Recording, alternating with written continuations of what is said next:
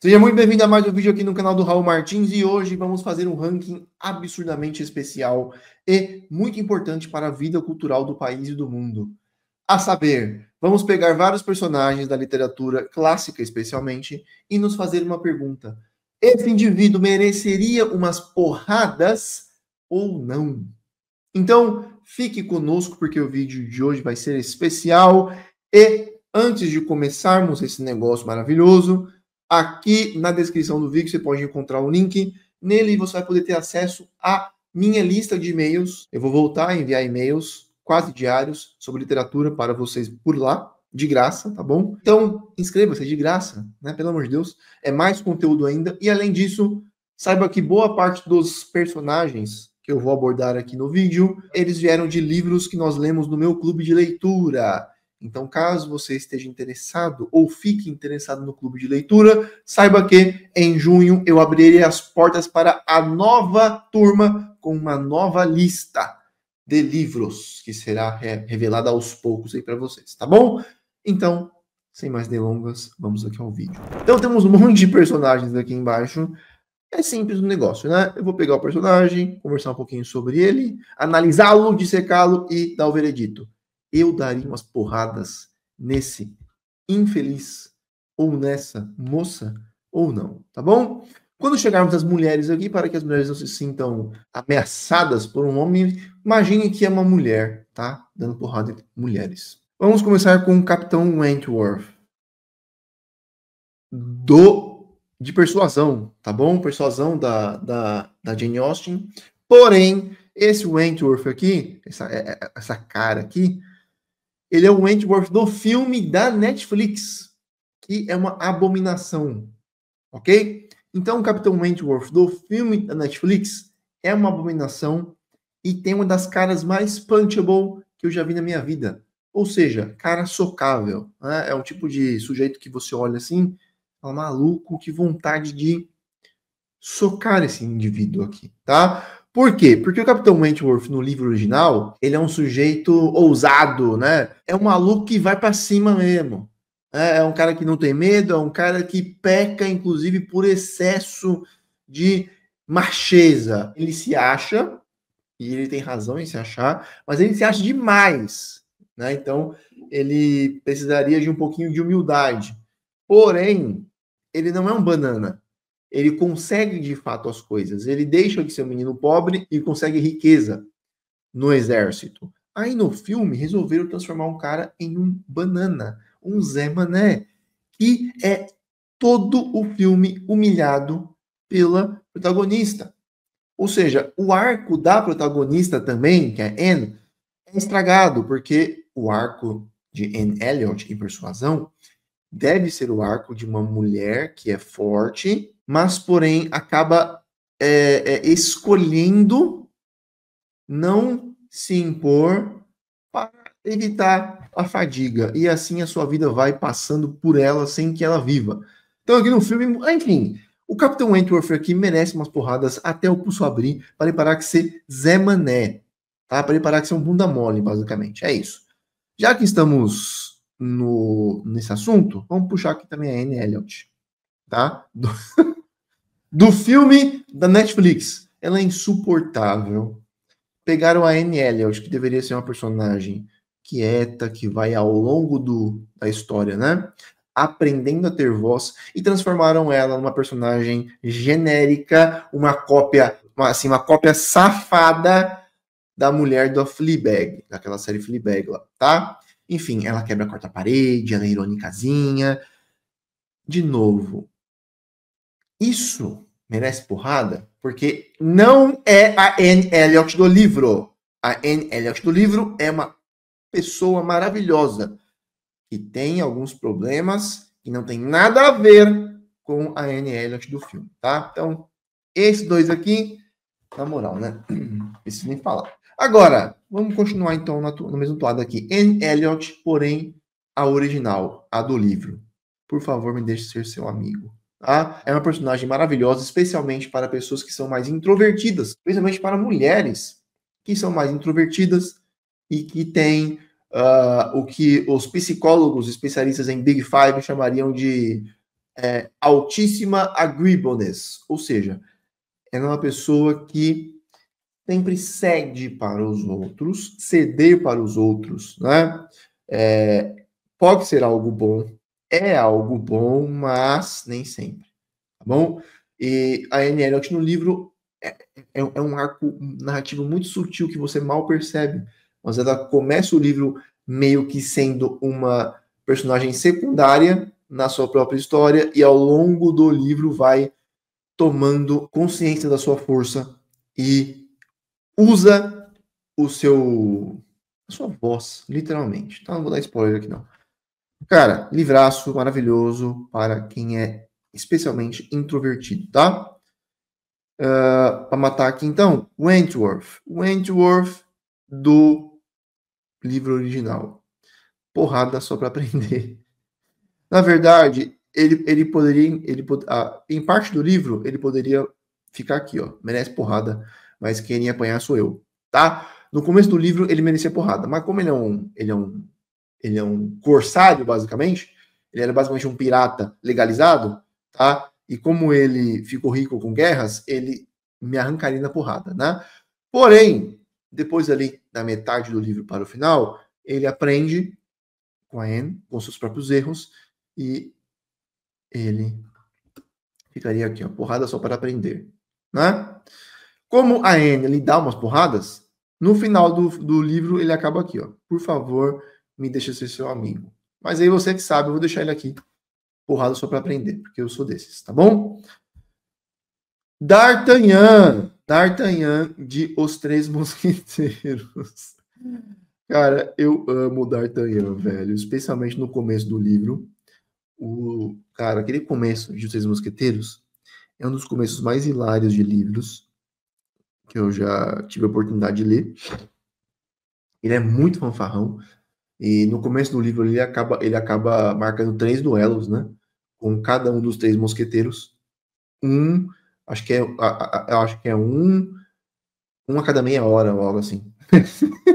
Então ele briga com um, briga com o outro, e briga com o terceiro, e marca os 3 duelos, tá? E é porque ele marca os 3 duelos que eles acabam se encontrando, e aí brigam contra a guarda do cardeal, né? E viram amigos inseparáveis. Os Três Mosqueteiros é um livro que dividiu a opinião dos alunos no clube. Acho que metade gostou muito e metade achou meio cansativo. Eu fiquei do lado de quem achou um pouco cansativo, porque é muito grande. Como o Dumas, ele escrevia como se fosse uma série na Netflix. Escrevia muito rápido. E ele escrevia, inclusive, muitas vezes com ajudantes, tá? Você percebe que algumas plots, né, que alguns conflitos são um pouquinho forçados, e é um livro melodramático. Mas, para mim, o livro brilha especialmente na parte dos diálogos. Pena que não há mais diálogos, tá bom? Então, D'Artagnan, por favor, me deixe ser seu amigo. É um personagem maravilhoso. Meu Deus do céu, né? Vamos lá. Vamos agora para o Quasímodo. Quasímodo de O Corcunda de Notre Dame, né? Vamos ver se vocês adivinham quem é o Quasímodo aqui embaixo.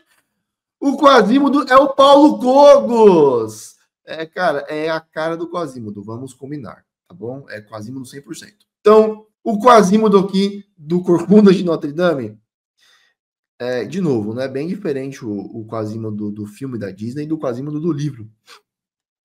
No livro, o Quasímodo faz algumas coisas bastante interessantes, né? Inclusive, existe uma cena na qual ele basicamente faz um amor suado com os sinos da catedral. Tá? O Victor Hugo, especialmente no original francês, usa vários verbos ligados à atividade do coito.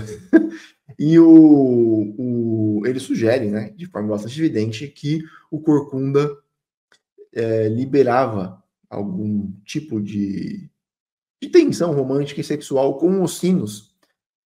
E chega uma hora que ele, inclusive, monta no sino principal da catedral, que, salvo engano, é batizado de Nossa Senhora Maria, uma coisa assim, tá? Eu acho que é Maria, na verdade. Beleza? Mas o Quasímodo é uma criatura que sofre a vida inteira e tem uma relação muito complicada com o Frollo, porque o Frollo é quem salva o Quasimodo da morte no começo do livro, é quem o cria, e existe uma relação de afeto, né, do Frollo para o Quasimodo, mas é uma relação complicada, que depois acaba sendo subordinada à obsessão que o Frollo desenvolve pela Esmeralda. Né? Então, o Frollo é um vilão bastante terrível que tem o seu soft spot, tanto pelo irmão quanto pelo Quasimodo. E o Quasimodo, no final do livro, acaba sendo herói. Eu não vou falar qual é o final do livro, desculpa. Quase que eu dou spoiler aqui, né? O final do filme é diferente do final do livro, beleza? Então, o Quasimodo, cara, por favor, me deixa ser seu amigo, só que de longe, tá bom? Porque ele é uma criatura complicada, no final das contas. Beleza, então, vamos continuar aqui. Já que estamos no Corcunda, vamos passar para o Frollo. Cadê o Frollo? Frollo! Frollo. Frollo no livro, ok? Ele não é um juiz de paz, como no filme da Disney. Ele é um sacerdote católico, é um padre. E ele é um padre maligno, tarado, viciado em ocultismos, que, para todos os efeitos, é um ateu. Inclusive, o Corcunda é um livro bastante anticristão, tá? É um livro cuja atmosfera exclui Deus totalmente da jogada, né? Então, o Frollo no livro, ele é mau, ele despreza boa parte das pessoas e ele tem uma tara absolutamente maníaca pela Esmeralda, né? Ele tem sérios problemas com o celibato, nesse caso. Só que ele é maluco, certo? Ele é um sujeito maligno, ele é um cara que não tem medo e nem receio ou freios morais quando se trata de matar alguém. Então o Frollo merece porrada, maluco. Merece porrada até o pulso abrir. Porém, ele é perigoso. Então eu colocaria ele aqui, ó. Merece porrada, mas quem ele ia apanhar sou eu. Só se eu pegasse ele de costas, no susto. Aí tudo bem, é um soco, ele cai no chão, né? É veinho, mas se eu der chances para ele, a coisa fica complicada. Então vai aqui, ó. Alright, vamos continuar. Vamos continuar com o Manso de O Estrangeiro, do Albert Camus. Cara, eu odeio esse livro, ok? Nós lemos o livro no clube também. E o Manso, ele dá uma de, assim... Ele dá uma de ser, primeiro, sincerão, o que ele não é. E segundo, ele dá uma de quem não se importa, o que também não é muito bem verdade. Tá bom? Então, o Marcel, para mim, é um niilista de boteco, é um safado, ok? É um sem vergonha que fica dando uma de desligado, de dissociado, de nada me importa, ok? Então não me convence, é um safado. No começo do livro, é um começo bastante famoso. Ele diz que a mãe dele morreu e ele não sabe quando e ele não dá a mínima, né, para a morte da sua mãe. Então é um safado que merece porrada até o pulso abrir tranquilamente. Se lascar, rapaz. Beleza, então, vamos lá. O livro é interessante, tá bom? Mas eu não gosto. Alice no País das Maravilhas. Com certeza, por favor, me deixa ser seu amigo. Até para que a gente possa cuidar dela um pouquinho melhor. Que tipo de criança vê um coelho falante mexendo num relógio de bolso e que se joga numa toca escura, né? E vai atrás. E se joga lá atrás também do bicho, né? Não é uma boa ideia. É uma péssima ideia, tá? Então, Alice, é preciso ficarmos amigos dela, tanto para protegê-la, quanto porque, pelo outro lado, a mina é braba. A mina é braba. Né? A bicha é corajosa pra caramba. Pô, a bicha cai num buraco mágico. Ela vê, me coma, me beba. Ela come e bebe. Ela fica gigantesca, chora, que nem um rio. Ela fica pequena, tá bom? Depois ela vai lá e toma chá com o chapeleiro maluco. Cara, é maravilhoso, né?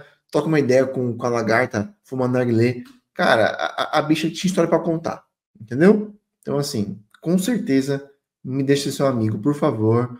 Ela seria popular na escola. Véi, inveja. Amiga total. Continuemos! Continuemos para. Já que estamos falando de caras socáveis, né? Vamos, evidentemente, falar do Bento Santiago de Dom Casmurro, que tem uma das caras mais socáveis do mundo. O ator que o fez aqui realmente o representou muito bem, porque tem uma carinha socável. E o Bento Santiago o Bento Santiago, no Casmurro, é nojento, sabe? É mimado para um caramba, é um manipulador, um mentiroso, um safado, um sacana, o que não quer dizer, tá bom? Que em Dom Casmurro nós possamos provar que Capitu não o traiu, certo? Essa é a lição vital do livro. Vivemos numa espécie de dúvida existencial insolúvel. E essa dúvida da Capitu, né, o enigma da Capitu, que é piorado pela safadeza do Bento Santiago, é, de certa forma, um microcosmo da vida total. A vida também é uma espécie de enigma insolúvel. Algumas questões nós só vamos decidir com certeza absoluta depois da morte. Por exemplo, Deus existe? Ok? Agora, se Deus não existir, por exemplo, quando você morrer, a questão não terá sido solucionada, porque não haverá mais um você para solucioná-la. Certo? Enfim, Bento Santiago é um safado que de fato merece porrada. Merece porrada, especialmente porque ele escreve o livro, ok? Quando já é mais velho, só para que a sua versão da história entre para a história. Ele é um advogado, ele é um cara inteligente, que sempre teve uma vida privilegiada, ele é um playboy. Quem playboy sacana. Então, merece porrada até o pulso abrir, sim, mesmo que não saibamos com certeza se Capitu não lhe meteu os chifres. E se meteu, eu diria que é justo. Já que estamos aqui, Capitu! Por favor, me deixe ser seu amigo. Como eu sou casado, eu tenho que falar amigo, né? Mas para os solteiros, seria, por favor, me deixe ser seu namorado, seu marido, seu cachorrinho, porque Capitu é uma personagem apaixonante, tá? E a outra parte da tragédia é que nunca conhecemos Capitu diretamente também. Conhecemos-la apenas. Esse ficou bom, né? Conhecemos-la apenas por intermédio de Bentinho, que ao mesmo tempo que pode ter criado uma imagem distorcida dos vícios da Capitu, pode também ter idealizado-a pelo outro lado.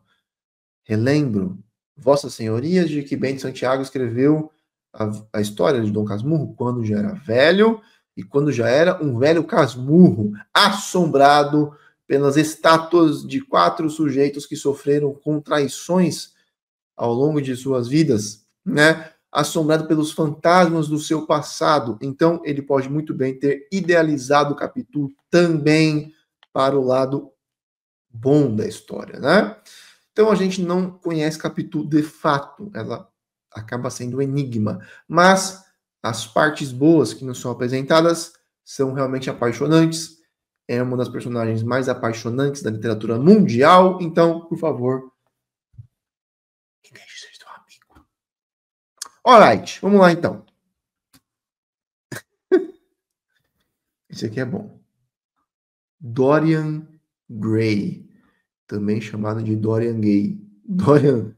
O Dorian Gray, no começo do livro é, por favor, me deixe ser seu amigo, tá? Mas o amigo que ele conhece é o Lord Henry, que é um desgraçado. Então, o Dorian Gray vai, ao longo do livro, passando disso aqui, né, para isso aqui, ó. É um arco narrativo sombrio. Ele começa o livro bom e vai decaindo, tá? Até hoje existe um debate aí sobre o fato de... Será que Oscar Wilde estava moralizando com esse livro ou será que ele queria apenas apelar aos censores, no sentido de, tá vendo? Eu estou apresentando aqui um monte de safadeza, mas eu estou dizendo que é mal. Não me prendam. Não adiantou, ele foi preso, tá bom? Ele foi preso justamente porque o livro incitava homossexualismo, tá? Então, o Dorian Gray começa aqui, mas ao longo do livro vai vindo para cá. E como o nosso querido Dorian Gray tinha a ajuda sobrenatural de um quadro maligno, faustiano, demoníaco, eu diria que ele merece porrada, mas quem iria apanhar sou eu. Eu não mexo com feiticeiros. Não deixa ele lá. Tá bom? Mas com certeza Dorian Gray não é um personagem lá muito, né, modelo de virtudes. Inclusive, mais de uma pessoa morre, direta ou indiretamente, por sua causa. E ele não dá a mínima. Ou até que dá, mas não tanto. Beleza? Então, com certeza Dorian Gray fica aqui em cima. Com esse topzinho maravilhoso dele aqui. Alright. Andrew, de O Homem Bicentenário. Esse é o livro. Inclusive, vou dar uma aula hoje sobre esse livro. Enfim, esse é o Andrew de Um Homem Bicentenário. É um conto do Asimov. Muito bom esse conto. E o filme também é bem legal. O filme mudou um pouquinho a história do livro e foi dirigido pelo Chris Columbus. O Chris Columbus foi o mesmo cara que dirigiu tanto Esqueceram de Mim quanto o primeiro Harry Potter. Então, ele tem um lugar especial no meu coração, tá? Então, o Andrew do livro e não do filme merece porrada? Jamais. Que isso? O Andrew do livro é um robô mais humano do que quase todos os humanos que eu já conheci na minha vida, inclusive eu mesmo, tá? Então, o Asimov basicamente idealiza um ser humano e imagina que ele é um robô, tá? Na verdade, o Asimov meio que cogita a possibilidade de nós criarmos seres com capacidades éticas, artísticas e racionais que são muito superiores às dos seres humanos. Ou seja, enquanto Mary Shelley em Frankenstein vai dizer que se você tentar criar uma vida, vai dar ruim esse negócio, ela estava criticando as aspirações universais da ciência, o Asimov faz o contrário. Inclusive, ele chama essas histórias, né? Ele diz que essas histórias nas quais a tecnologia, os robôs, são criados e aperfeiçoados até um ponto de no return, um ponto em que eles ficam melhores do que nós, se voltam contra nós e nos matam, ou nos escravizam, o Asimov dizia, olha, eu acredito que nós vamos criar, ou podemos criar, um sistema pseudo-vivente, é assim que ele o chamava, que vai ser melhor do que nós em todos os aspectos.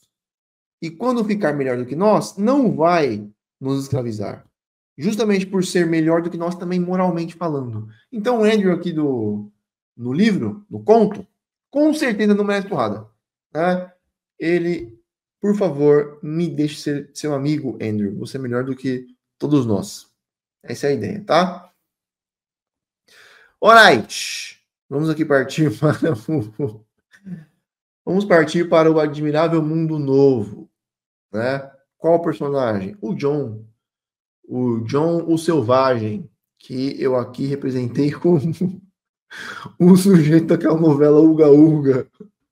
É o nosso Tarzan, é o nosso John, tá? Então, no Admirável Mundo Novo, nós temos lá a sociedade que foi estratificada, né, estabilizada pelas ciências biológicas, que desde o nascimento já controlam as pessoas para que elas nasçam em castas específicas, e depois controla essas pessoas já adultas por meio de drogas, certo? Mas existem ainda selvagens, tá? Que vivem numa reserva ali, e um desses selvagens acaba tendo acesso às obras completas de Shakespeare. E o Aldous Huxley está dizendo para nós claramente, né? Nós temos aqui uma sociedade tecnocrata, demoníaca, que funciona, mas que roubou a humanidade das pessoas. Ela funciona justamente porque ninguém é humano mais ali. E nós temos do outro lado o John, o selvagem, que não tem absolutamente nada de civilização em si, mas absorveu, digamos, os valores espirituais da civilização por meio das obras de Shakespeare, do Bardo. Então, o John, ele é encontrado por alguém, é levado de volta à civilização e ali vira uma espécie de popstar. Todas as mulheres o querem, todos os homens queriam ser ele. Mas, como você pode imaginar, uma vez que o John absorveu valores espirituais com Shakespeare, aquela civilização não lhe parece lá aquelas coisas. Porque se você consegue fazer com que tudo funcione à custa de ter destruído coisas como o amor, a amizade, a nobreza, as virtudes, a possibilidade de sacrifício, o autocontrole, a disciplina, enfim, tudo que nos faz humanos e espiritualmente nobres, a coisa vai dar ruim, tá bom? Então, o John, o selvagem, por favor, me deixe ser seu amigo, com certeza, porque ele sofre muito, inclusive, coitado, né? O que acontece no final do livro, não vou contar, pelo amor de Deus, né?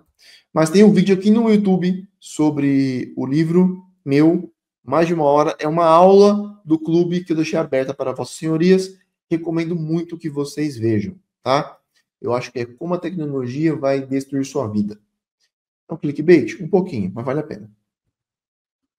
Continuando!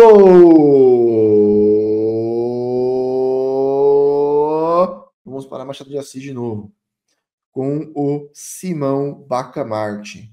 O Simão Bacamarte é o personagem central de O Alienista, uma história na qual Machado de Assis imagina que um sujeito, o próprio Simão Bacamarte, grande estudioso das ciências naturais e psicológicas, cientista, um pouquinho maluco, julga ter encontrado a chave para a insanidade, né? Então, ele começa colocando pessoas realmente sãs no hospício, mas à medida que ele estuda mais, ele descobre que a insanidade era mais perniciosa do que ele tinha imaginado e começa a colocar pessoas sãs também no hospício, até o ponto em que ele mesmo, né, julgando-se a única pessoa sã do mundo, é, na verdade, o mais louco de todos.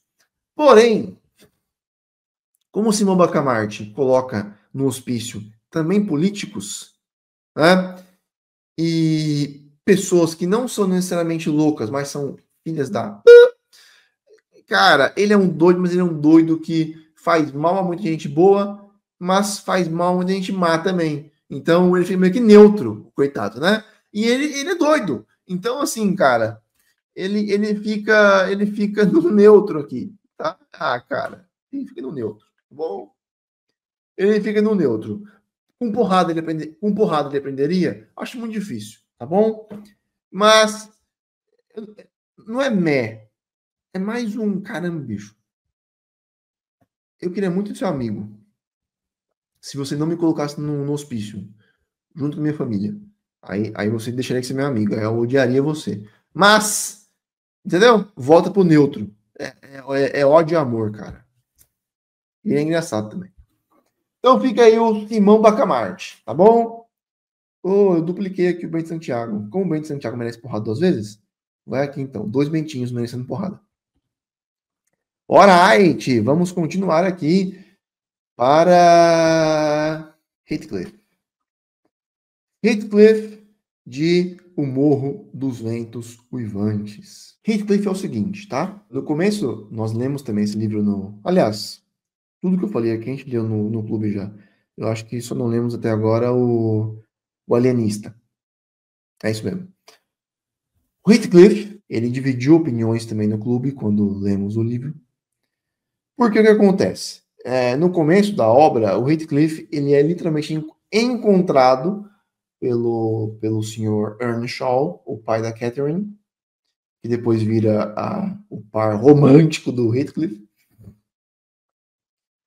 E nunca é explicado, né, pela Emily, de onde raios saiu o Heathcliff, que raios, que coisa que ele é. Ela só disse que ele era um menino de pele escura, maltrapilho, meio selvagem, ok? Então, já especularam mil e uma origens diferentes para o Heathcliff, dizem que ele pode ser um cigano, né, que ele poderia ser o filho bastardo do Sr. Earnshaw, o que é bastante provável, né? Que o Sr. Earnshaw literalmente encontrou na rua, mas é meio estranho que ele encontrasse na rua um menino e levasse para casa sem maiores explicações, né? É mais provável que ele seja filho bastardo, de fato, do Sr. Earnshaw, porque ele também devotava ao menino uma espécie de afeição, de carinho, que deixa acho que é o Rindo o nome dele, né? O filho legítimo, ou o filho do Sr. Earnshaw com ciúmes. Então, e ele assim que o Sr. Earnshaw morre, ele é sistematicamente maltratado pelo moleque. É humilhado mesmo pelo moleque. E a única pessoa que lhe dá algum afeto e com a qual ele sente uma conexão é a Catherine. Catherine Earnshaw, a Cathy, tá? Então, ele meio que se afeiçoou pela menina, a menina por ele, eles viram meio que namoradinhos, o irmão dela maltrata o cara até não aguentar mais. Porém, quando eles ficam um pouquinho mais velhos, a Catherine dá um pé na bunda do Heathcliff e acaba se casando com o vizinho. O vizinho é um playboyzinho, gente boa, gente fina até, rapaz, né? Um menino educado e tal. Porém, rico, padrão, né? E civilizado. Então, Heathcliff fica com ódio mortal da Catherine. Foge de casa, some de casa, volta depois milionário, tá? E não vou contar mais do livro. Mas o que importa é que acontece algo aí bastante grave e o Heathcliff basicamente vive para infernizar todo mundo. A vida do cara é se vingar, inclusive de pessoas que não lhe fizeram nenhum mal. Ok? Então, há pessoas que passam pano para o Heathcliff. Na verdade, ele merece porrada. Muita porrada. Até o pulso abrir. Mas ele literalmente dá cabeçada na árvore. Né? E a relação que ele tem com a Catherine é meio do capeta, meio demoníaco. Um negócio meio. O livro, tá? Não é um livro de amor, não. Não é o tipo de história de romance que você encontra. É uma história de ódio, né? E a relação que ele tem com a Catherine é uma coisa meio macumbística, uma coisa meio mística no sentido gótico do termo, ok? Especialmente quando você chega até o final do livro. Enfim, eu tenho um texto sobre isso, tá? Se chama O Morro dos Ventos Brisantes. Você pode encontrar no Substack. Leia lá, que é longo, é muito bom, e eu explico tudo isso para você. Merece porrada, mas quem iria apanhar sou eu. Já que estamos aqui, a mesma coisa com a Catherine. Cadê a Catherine? Catherine Earnshaw. Que, se fôssemos fazer um filme aqui no Brasil, né, um tempo atrás, teria que ser a Claudio Hanna. Ok? Inclusive, vão fazer um filme agora sobre o Morro e escolheram para a Catherine a Margot Robbie, que é loira. E aquele rapaz lá do Euphoria, o galã lá, que não tem nada de escuro também, né? Então fica aí a minha crítica à escolha ao casting do Morro. Catherine também é louca. Ela é má, ela é mimada, ela é tempestuosa, é incontrolável, ela é egoísta. Ok? Então a mulher é doida. Enfim, a Catherine merece porrada também. Mas eu tenho medo dela também. Né? Mesma coisa com a Lady Macbeth. Lady Macbeth merecia porrada. Mas até se eu fosse pra cima dela, eu ia que apanhar. Então, eu deixo ela lá. Então a Catherine Earnshaw merece porrada. Mas quem iria apanhar sou eu. Ou, no caso aí, a mulher, né? Para que o vídeo fique menos. Enfim. Continuemos aqui. Alyosha. Alyosha Karamazov e os irmãos Karamazov. O Alyosha Karamazov é o seguinte, tá? Dostoiévski escreveu um livro chamado O Idiota. A ideia do idiota era Dostoiévski conseguir retratar um indivíduo moralmente perfeito, tá? Um indivíduo que fosse uma figura de Cristo, por assim dizer, aqui na Terra. Ele dizia que ele tinha 3 modelos literários para isso, né? O Jean Valjean, dos Miseráveis, o Pickwick, das Aventuras de Pickwick e Dom Quixote. E naquele livro, o indivíduo moralmente perfeito, que é o Príncipe Mishkin, é literalmente o idiota do título, tá? Ele não consegue fazer nenhum bem aqui na Terra, Dostoiévski não consegue encontrar uma forma de representar o bem moral existindo na Terra de forma a criar algum bem aqui. E 2, ele também não se sente satisfeito com o personagem artisticamente falando. Então ele pensa assim, cara, eu preciso tentar de novo fazer esse negócio aqui. Preciso de novo tentar criar um personagem que seja moralmente perfeito, mas cuja perfeição moral cause algo de bom na Terra. Então ele cria primeiro o Padre Zosima, nos Irmãos Karamazov, que é o mestre espiritual do Alyosha, e ele cria o Alyosha para que ele pudesse mostrar o sujeito moralmente perfeito já aperfeiçoado e o sujeito moralmente perfeito em direção àquela perfeição. Ou seja, para que ele pudesse ter um arco narrativo, né? O cara precisa aprender alguma coisa. Então, Alyosha, ele começa o livro com algum tipo de santidade, de aura especial ao redor de si.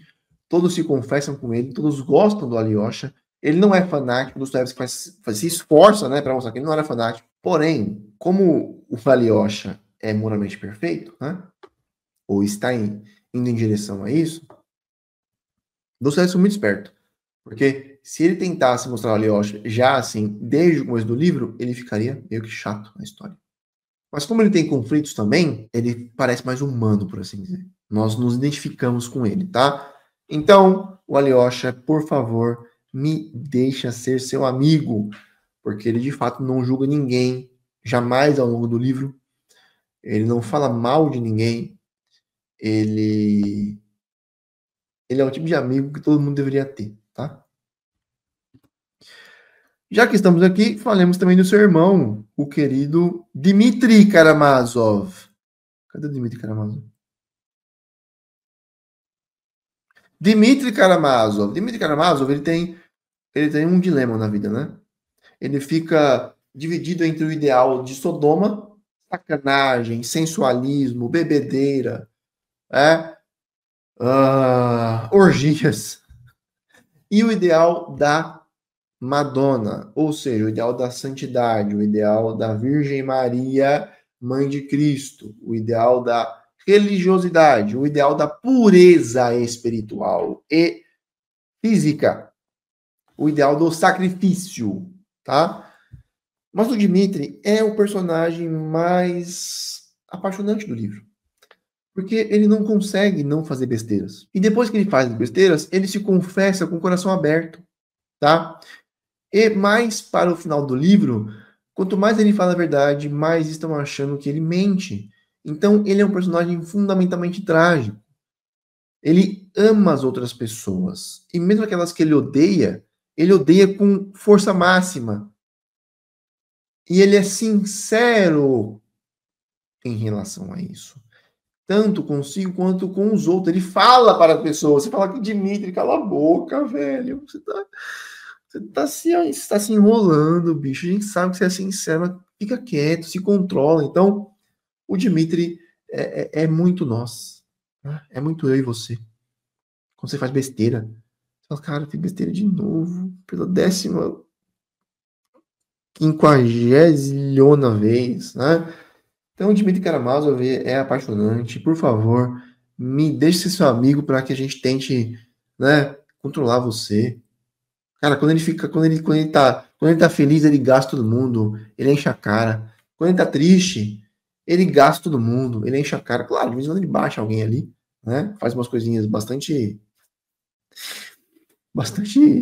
tristes, né? Mas, cara, pô, desculpa, Dimitri.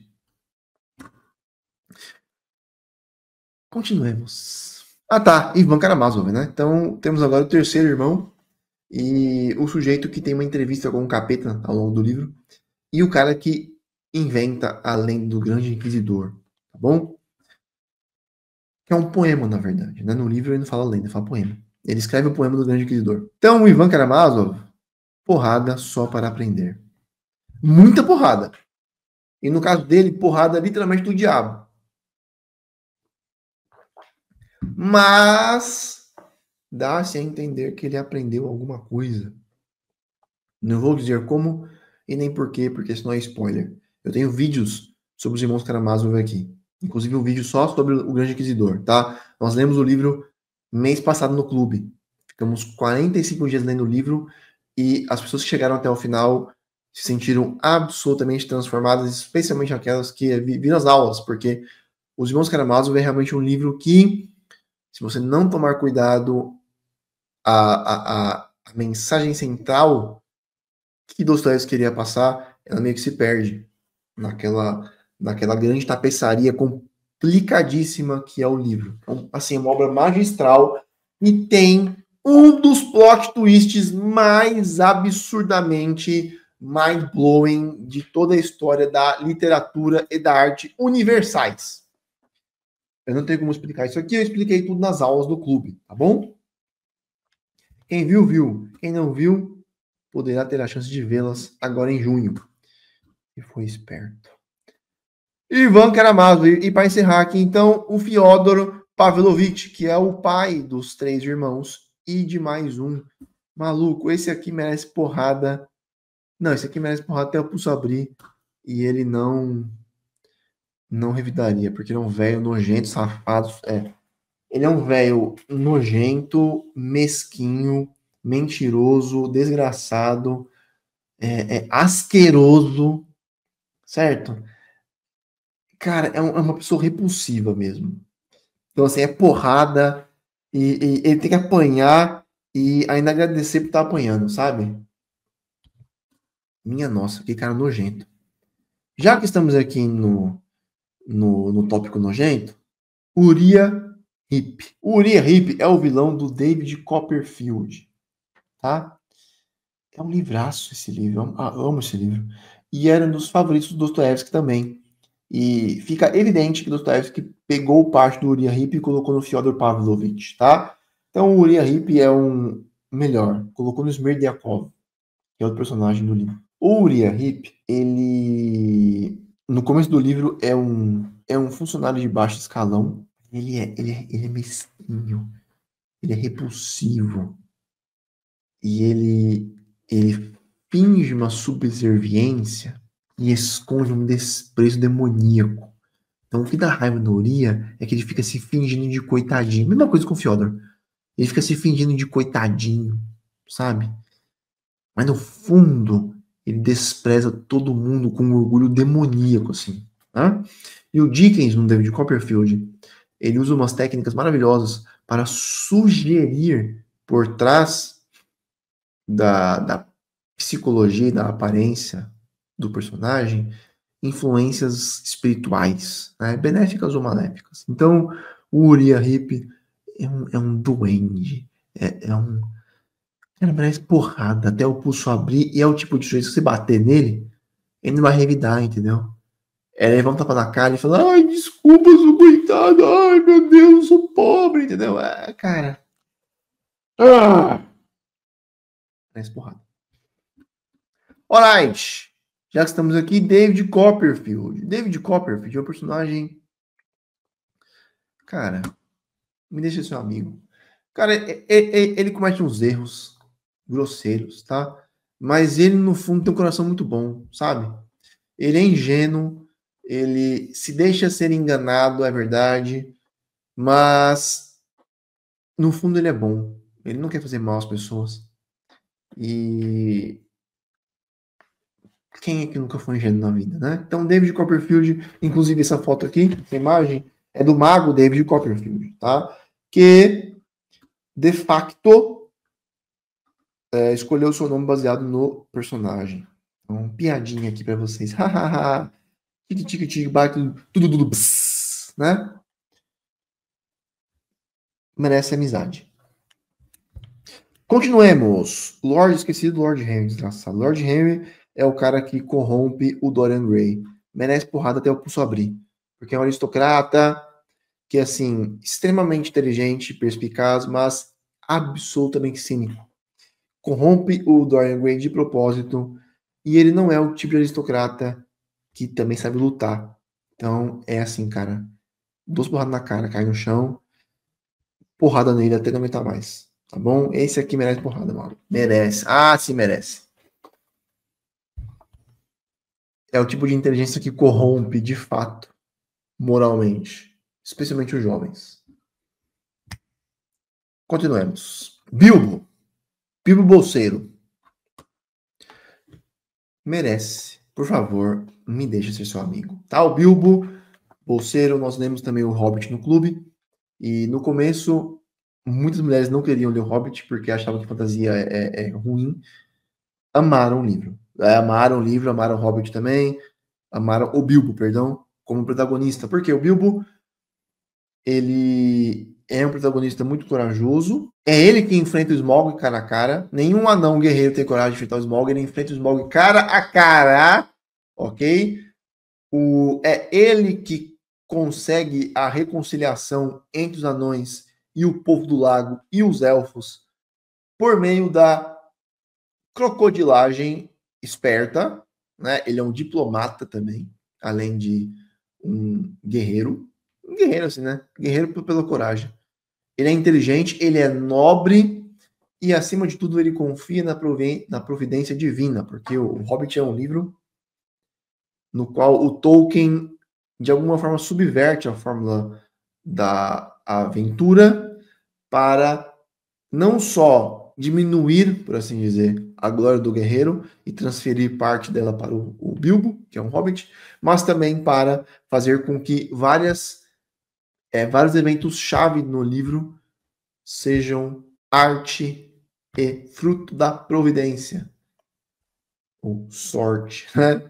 Em vez de fruto da força humana ou da força dos elfos e por aí vai, tá? Então, Bilbo Bolseiro é um personagem maravilhoso. Além de ser maravilhoso no seu livro, ele depois vira tio do sujeito que vai salvar o mundo inteiro, o Frodo. Então, por favor, cara, tem uma lenda. Me deixe ser seu amigo, tá?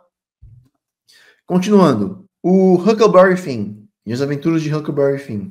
Muito bom. Huckleberry Finn é um menino. É amigo do Tom Sawyer.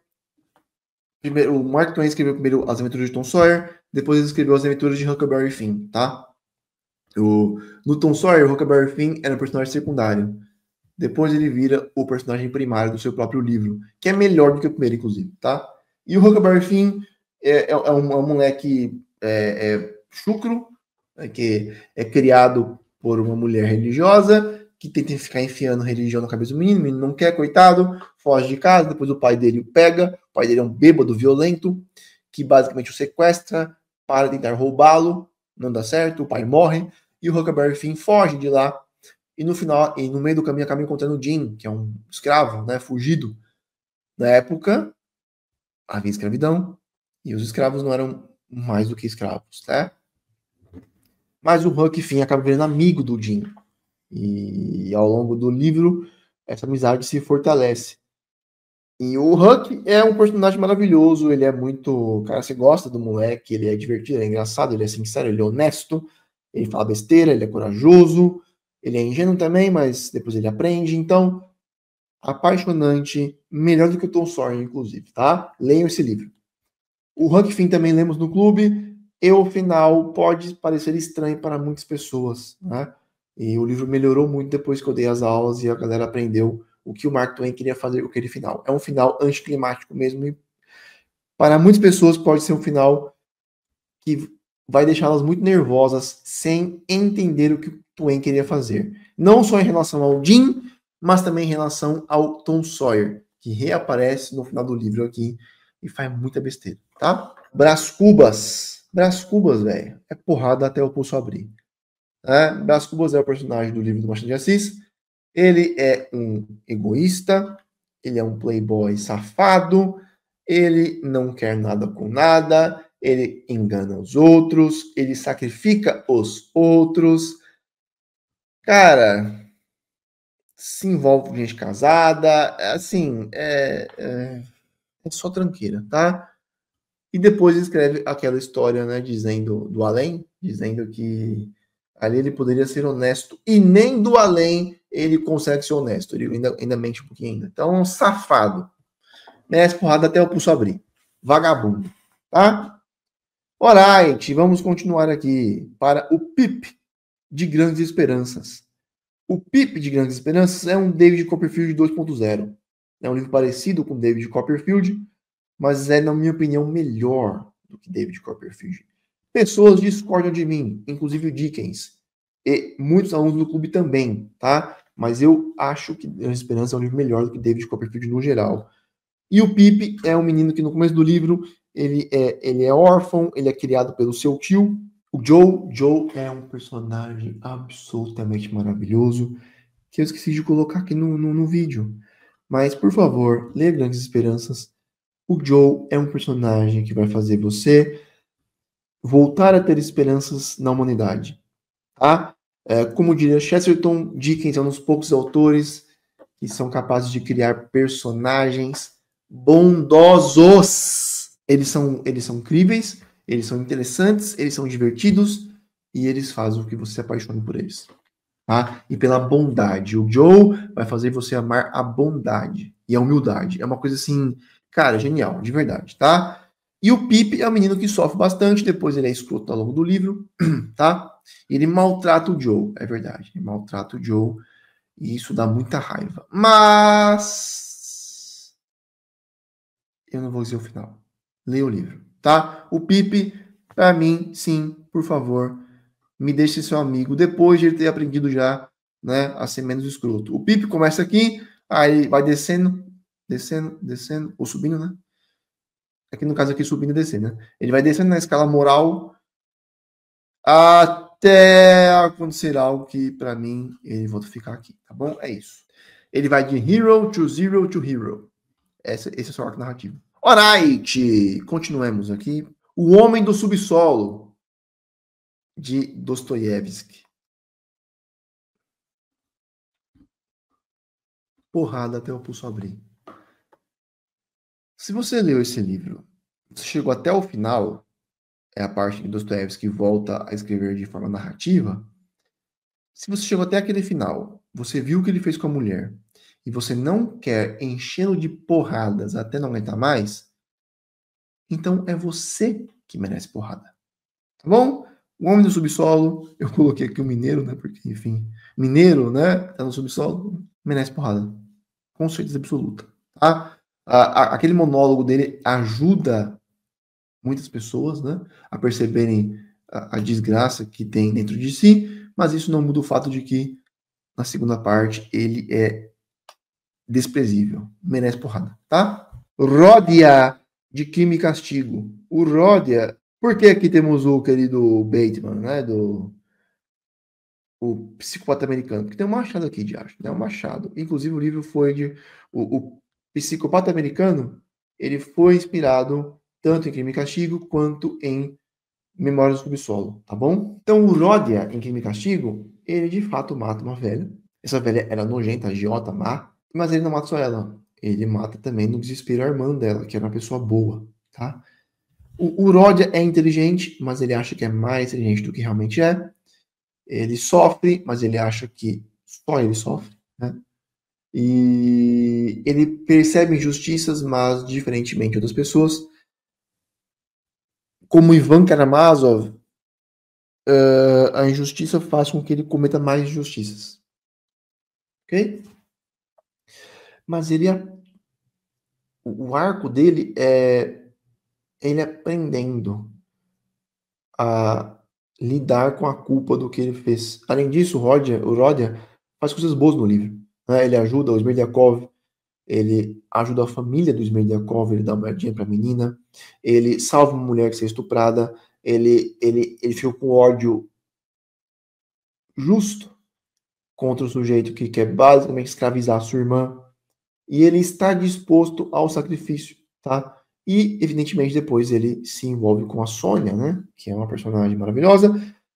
E existe algum tipo de redenção para o Rod. Não vou dizer o que acontece, evidentemente, tá? Eu tenho um vídeo também aqui no YouTube sobre o livro.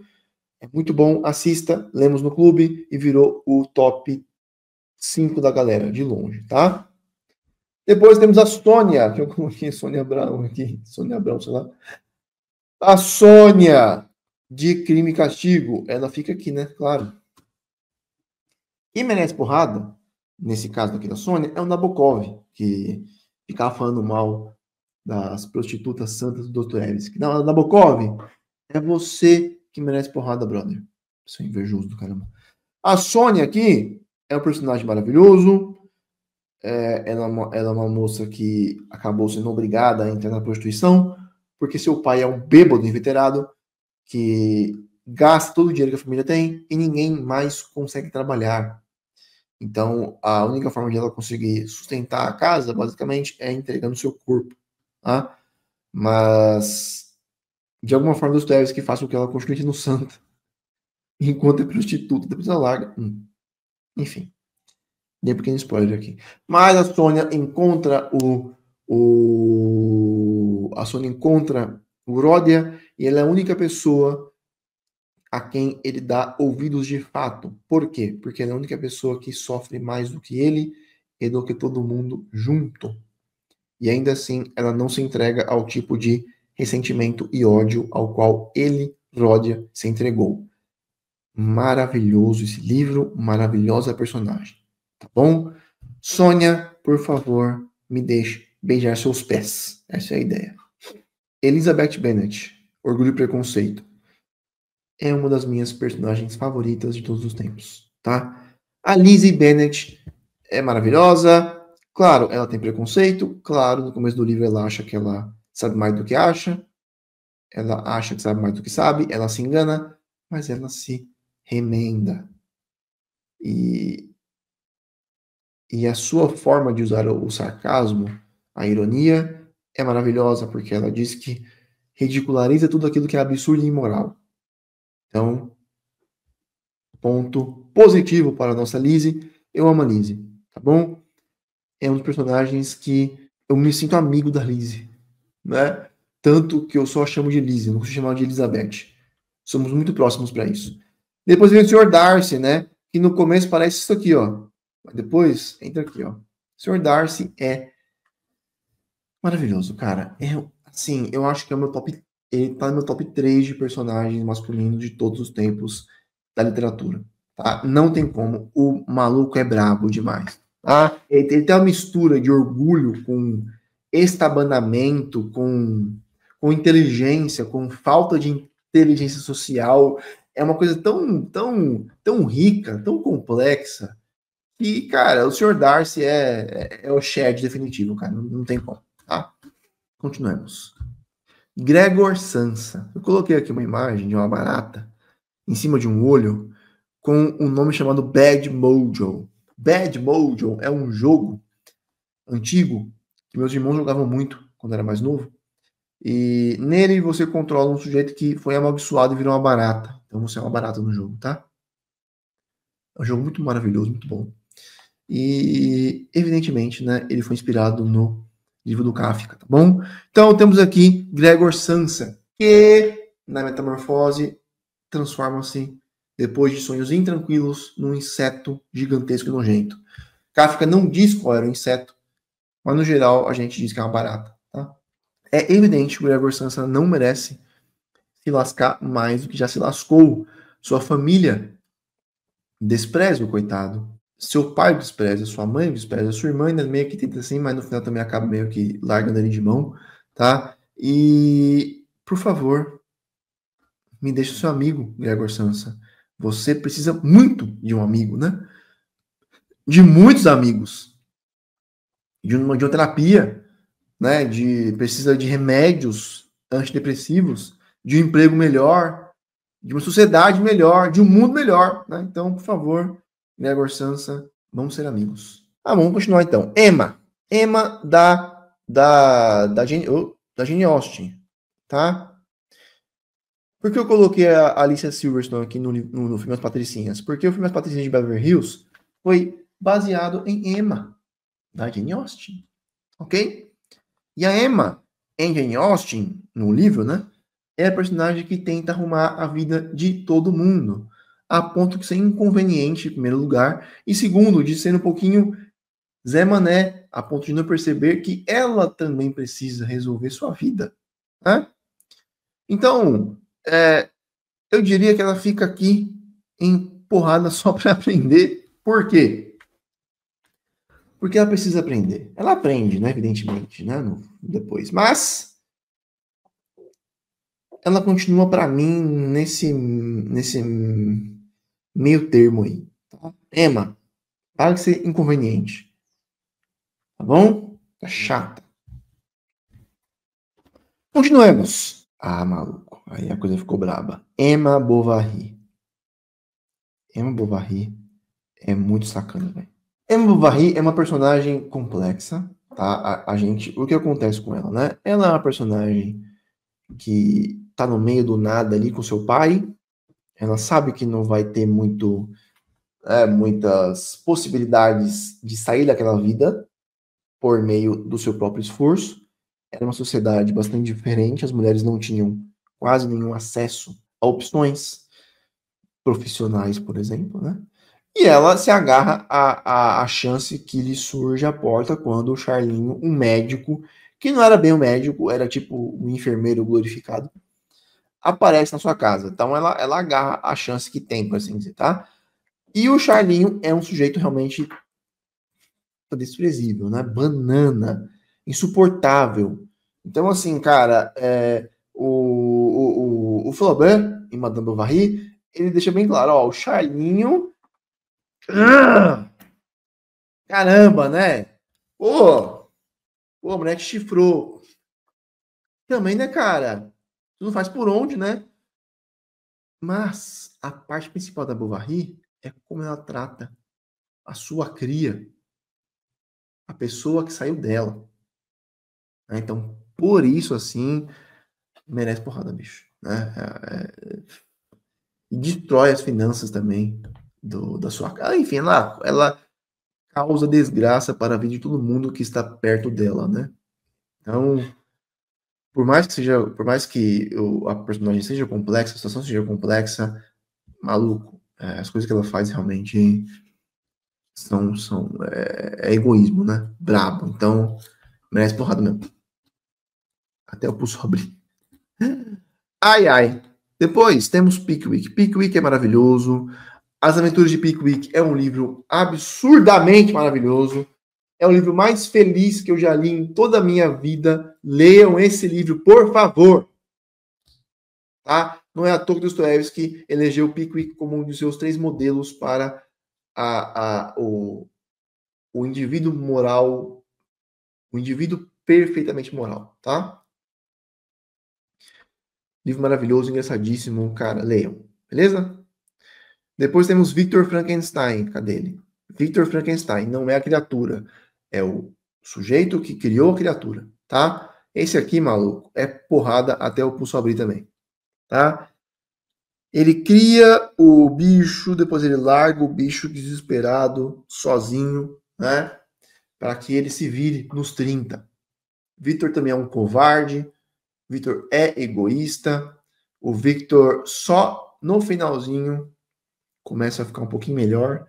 Victor causa a morte de um monte de pessoas, inclusive pessoas que ele ama, porque ele não teve coragem de enfrentar o que ele mesmo fez, tá? Então ele é orgulhoso e arrogante no começo, covarde no meio e depois no final ele melhora um pouquinho. Mas continua sendo merece porrada até o pulso abrir.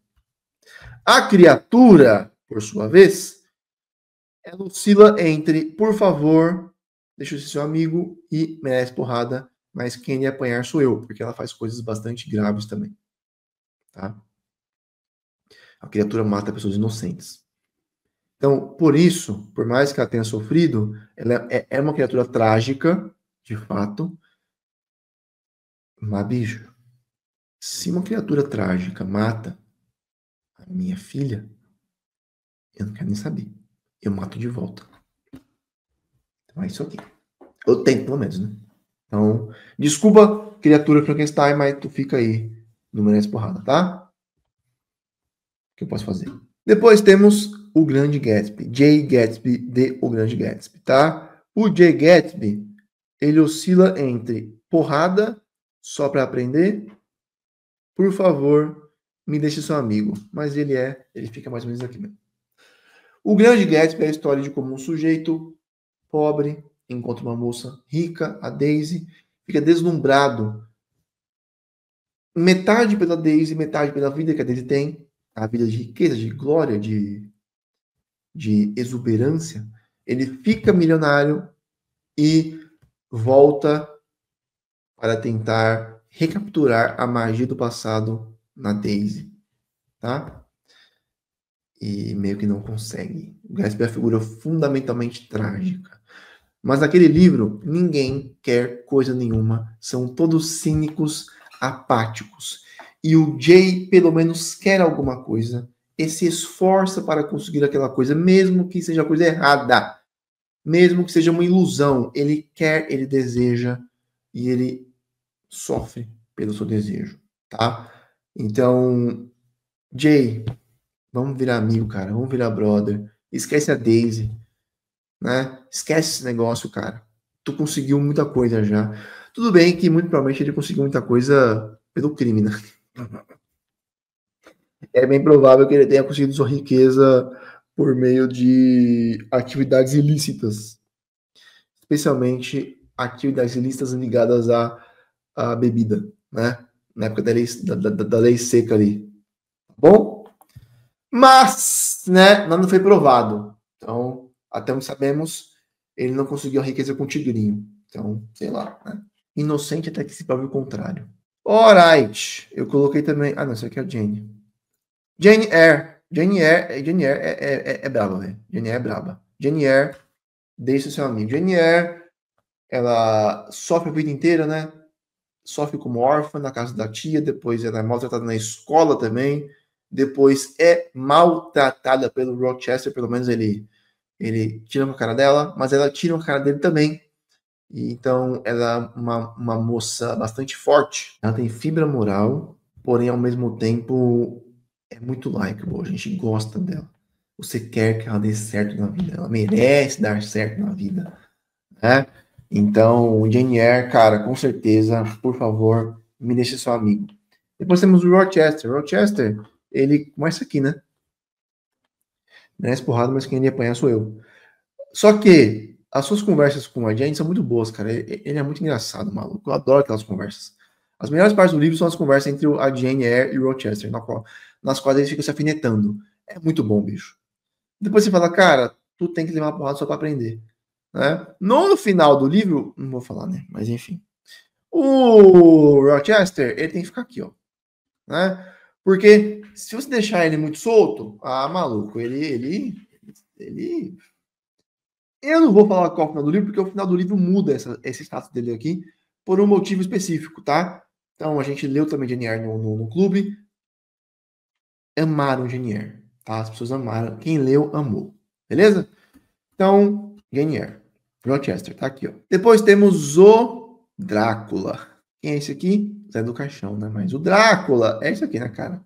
O Drácula não é um vilão complexo, que teve uma infância triste, né? Não, ele é mau só. Tá? Ele só é mau mesmo no livro, ok? Então, no livro, ele é uma criatura da noite, ele é um capeta, ele é um demônio, ele é mau, bicho. Então, merece porrada, mas quem ele apanhar sou eu tranquilamente. Tranquilamente, assim, não tem nem o que falar aqui, tá?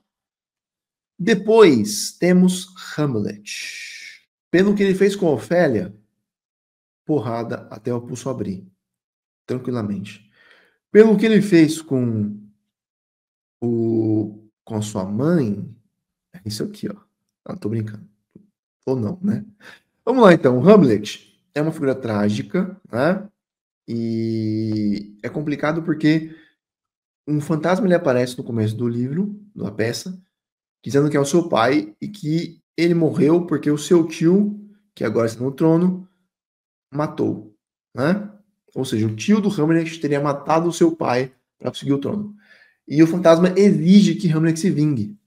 Então Hamlet tem que se vingar não só porque foi o parricídio, mas porque ele é o rei. Por direito, tá? Só que não sabemos, né, se o fantasma é real ou não. Se ele é uma alucinação ou se pior, ele é um diabo. Naquela época, acreditavam, né, que o diabo poderia enganar as pessoas. Então, o Hamlet fica ao longo da peça meio que inteira em dúvida. Depois ele cria um dispositivo, uma peça dentro da peça para observar a reação do seu tio e ele se como é que fala? Convence de que o tio realmente era o assassino, tá? E além disso, o tio, esqueci de falar, o tio se casa com a sua mãe. Olha que delícia, que gostoso, né? Nossa, que gostoso, que bela situação. Então, o Hamlet está numa sinuca de bico aí, tá? Ele é um gênio, ele se faz de louco várias vezes, ele é um príncipe com extenso conhecimento e um guerreiro formidável. Então, eu diria que, por mais que ele tenha feito... E, claro, né? Ele é escroto com Ofélia, mas ele fica meio doido. Ele não sabe em quem pode confiar. Ele não confia na Ofélia, tá? Ofélia morre por sua causa, basicamente. Mas, dada a situação, dado o contexto aqui, cara, eu diria, por favor, me deixe seu amigo. Porque eu diria pra ele, cara, confia na Ofélia, brother. É muito claro que se eu fosse amigo dele, ele também me mataria, ok? Porque ele tinha amigos espiões, né? Amigos que realmente eram espiões. Então, eu morreria muito provavelmente. Mas, ele é um indivíduo muito nobre, tá? Enfim, é complexo de acho, né? Porque é Shakespeare, né? Beleza? Continuemos então aqui. Bazarov de Pais e Filhos. Baita livro. Quer ler um livro russo? Comece com Pais e Filhos, tá? Porque é um livro curto, que é deliciosamente gostoso de ler. Cara, maravilhoso, tá? E o Bazarov, porrada só para aprender. Bazarov, ele ganhou o título, né, de primeiro niilista da história. Ele é um sujeito que ele rejeita as tradições religiosas, morais também, e se apega à ciência, né, como a única fonte de conhecimento, às ciências naturais, e a algumas pseudociências também. O Bazarov é um sujeito de coragem, de fibra moral, de ideais, tá? Ao mesmo tempo em que também pode ser mesquinho, pode ser egoísta e pode ir contra os seus ideais de vez em quando. Ou seja, ele é humano, tá? Eu não vou falar que ele é um vilão, de forma nenhuma. Ele faz mal, né? Mas ele também sofre muito. Ele sofre por amor, que é uma coisa que não deveria entrar nos seus cálculos, né? O amor não entraria na sua ideia cientificista do mundo, mas entra nele. Então, ele é um personagem trágico que sofre, tá bom? Não vou dizer qual é o final do livro, mas eu diria que o Bazarov tem salvação ainda, né? Porrada só para aprender. Depois temos aqui Don Quixote. Don Quixote é aqui, meu brother. Por favor, me deixe ser seu amigo. Don Quixote é maravilhoso, cara. Don Quixote é a história de um sujeito de meia idade, né, já para quase terceira idade, um pequeno burguês, é um nobre, mas um nobre de baixo calão, que tem uma casinha lá, assim, diríamos assim, é um sujeito de meia idade, de classe média, baixa, tá? Que de tanto ler livros de cavalaria, fica doido e jura que é ele mesmo um herói de cavalaria. Seria mais ou menos como se um cara de classe média, baixa hoje em dia, né? Meio gordinho, meio calvo já, sem grandes atributos espirituais ou físicos, ficasse doido achando que é o Capitão América. Só que a parte genial do livro é que, achando que é um herói, sendo louco, ele acaba agindo de fato como herói. Então, ele é doido sob certo aspecto, mas pelo outro aspecto, ele é mais são do que o resto das pessoas, né?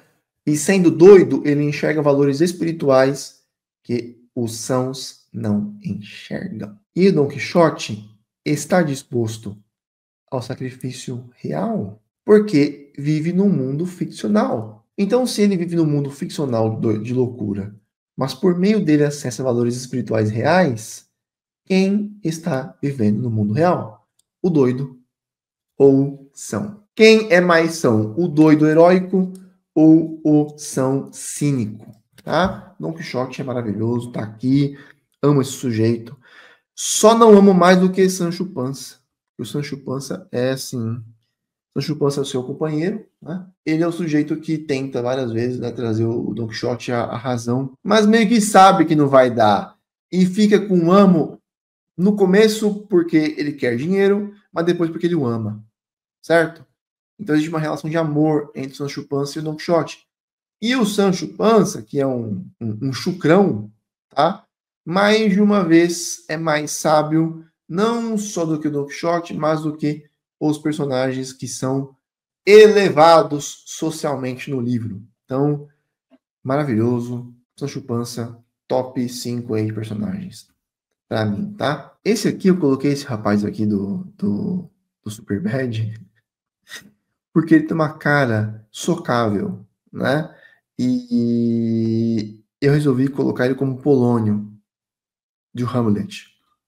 Polônio é insuportável. Polônio é o cara que se acha muito esperto, que se acha muitíssimo sábio, mas a sua sabedoria é uma sabedoria de baixo valor, é uma sabedoria falsa, é uma sabedoria de suínos, de forma que Polônio merece apanhar muito, cara, né, para ele parar de ser trouxa, para ele parar de achar que ele é sábio.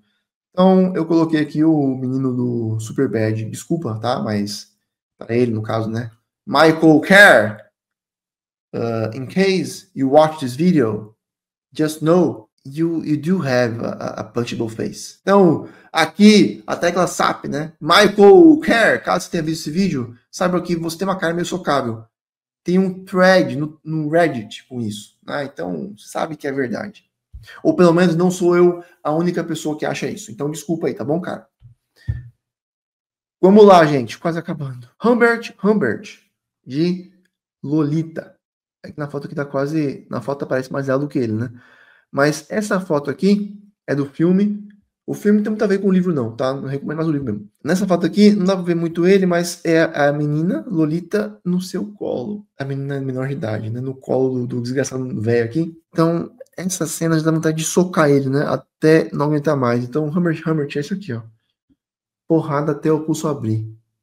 Por quê? Porque ele se apaixona por uma menina menor de idade, né? Depois escreve um livro inteiro só pra te convencer de que isso é lindo. É um psicopata, extremamente inteligente, extremamente charmoso e extremamente eloquente. Mas, por favor, ele continua merecendo porrada. Eu dupliquei aqui o Dom Casmurro, tá aqui embaixo mais uma imagem dele. Eu não lembro quem é esse Scarface aqui, de verdade. Então nos restam quem? Nos resta Ana Karenina, não precisa nem pensar. Porrada até o pulso abrir, tá? Também pela forma como lida com sua cria, mas pela forma como ela lida com a Kitty, com sua amiga, pela forma como ela lida com todas as outras pessoas no mundo que não são ela, extremamente egoísta, vitimista, mente na cara larga, velho, na moral, Ana Karenina merece porrada, tá? É engraçado ver, você ver os críticos dizendo que o Tolstói era apaixonado pela Ana. Eu não sei como é que eles dizem isso com certeza, né? Tipo Harold Bloom. Me parece que o crítico era apaixonado pela Ana Karenina e não quer admitir, né? Mas enfim, é uma personagem muito complexa que de fato é extremamente charmosa também, tá? Mas no final das contas, a única opção possível é essa aqui. Vamos ser honestos. Esse aqui é o Gilliatt. Eu coloquei o Shed porque o Gilliatt nos Trabalhadores do Mar, do Vitor Hugo, ele faz uma coisa assim que é extremamente Shed. Ele enfrenta uma tempestade sozinho. Depois ele enfrenta um monstro marinho sozinho. Ele é tipo Hércules, tá? Mas ele é o Shed mais beta de todos os tempos. Porque ele faz isso por uma mulher. E eu nem vou te contar o que acontece no final, tá? Então, o Gilliatt por favor, me deixe ser o seu amigo. Largue de ser trouxa, cara. Tá bom? Largue de ser trouxa. Então, o Gilliatt, de Trabalhadores do Mar. O Vitor Hugo, no clube, já lemos Os Trabalhadores do Mar. e o corcunda. Metade sempre ama, metade sempre odeia. Ninguém fica neutro, tá bom? Então, se você ler Os Trabalhadores do Mar, saiba que você vai ter uma de duas reações. No final do livro, você vai chorar de, meu Deus, que livro maravilhoso, ou você vai chorar de raiva. Tacar o livro na parede. Então, caso você queira descobrir qual dos dois você é, leia Os Trabalhadores do Mar até o final. Não recomendo a tradução do Machado de Assis, tá? Eu acho que vai sair uma nova aí, sai uma nova, pega nova. Então, para acabar, temos o triunvirato de Guerra e Paz. Natasha, Pierre e o Príncipe Andrei. Comecemos com o Pierre. O Pierre de Guerra e Paz é um sujeito estabanado no começo, meio avoado, mas tem algo de Don Quixote. Ele não se encaixa, mas é porque ele não se encaixa que ele é capaz de ser honesto e lidar com questões existenciais que as outras pessoas fingem que não existem. É porque ele não se encaixa na vida em sociedade que ele está livre para lidar com a vida espiritual, de verdade, tá? E o Pierre, ele comete erros também, graves, crassos, mas é impossível você não se apaixonar pelo cara. Né? Ele é nobre, ele está disposto a se sacrificar pelos outros, ele não liga para dinheiro, é apaixonante. O Pierre é apaixonante mesmo, tá? Depois temos a Natasha. A Natasha, né? A moça pela qual o Pierre e o Andrei, seu amigo, se apaixonam. E ela é isso aqui, bicho. A Natasha, ela fica boa parte do livro aqui, ó. Forte, hard. Em certa parte ela fica aqui, ó. Mas boa parte é aqui. Mas maluco. Depois ela cai forte aqui, ó. E ela, mesmo quando está aqui, ela é apaixonante. Mesmo quando ela está aqui, você fala, cara, tu merece muita porrada. Mas quando você está feliz e alegre, você é uma deusa, né? Aqui, a gente oscila aqui, mas no final ela fica também aqui, tá? E depois temos o Príncipe Andrei, que é o amigo dos dois, né? Ou melhor, o amigo do Pierre, de infância, quase, e o noivo da Natasha. O Andrei, ele fica muito aqui, ó. Ele é uma pessoa elevadíssima, mas que tem uma crença fundamental na cabeça. A vida só presta se eu conseguir glória.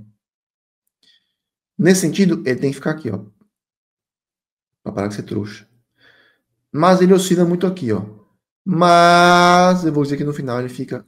Se você pegar ele a vida inteira, ele ficaria meio que aqui, ó. Porque ele iria desprezar você totalmente, tá? Se você pegar só o finalzinho ali, o finalzinho mesmo, ele fica aqui. Então eu vou deixá-lo aqui. Até porque o seu finalzinho também é um pouquinho controverso. Tá? O que acontece com ele, se ele aprende alguma coisa ou não, fica aberto esse negócio. Ou mais ou menos. De novo, temos o Guerra e Paz no clube e o final do Andrei dividiu opiniões em relação aos alunos. Tá? Então é isso aqui, gente. Eis aqui a lista de personagens que mereceriam porrada, mas quem iria apanhar sou eu. Mereceria porrada franca, porrada só para melhorar um pouquinho, ou bastante. No caso do Rod é bastante. Assim, cara, eu não sei fazer com você. É o Bacamarte. E por favor, me deixa ser seu amigo. Caso você queira ver mais algum tier list, mais alguma lista aqui neste canal, comente aqui embaixo, por favor. Eu sei que eu esqueci, eu não coloquei personagens. Coloque isso também aqui, que depois eu posso gravar um segundo vídeo. Depois eu quero fazer uma lista dos meus principais autores clássicos, tá? Então, vai ser os próximos vídeos aí. Por favor, inscreva-se no canal, compartilhe este vídeo e comente aqui embaixo para eu saber do que você discorda e com o que você concorda, tá bom? É isso, muito obrigado, até o próximo vídeo.